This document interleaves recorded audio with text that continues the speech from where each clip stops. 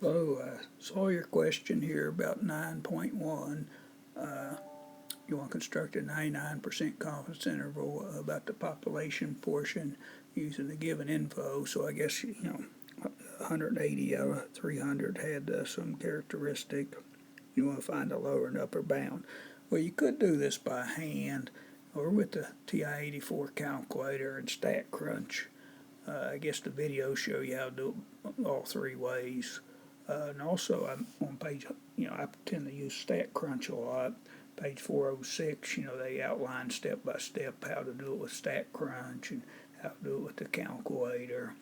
But here, if you click on, open up StatCrunch, click on Stat, then Proportion Stats, one summary, one sample, with summary. And, those steps are on this page here.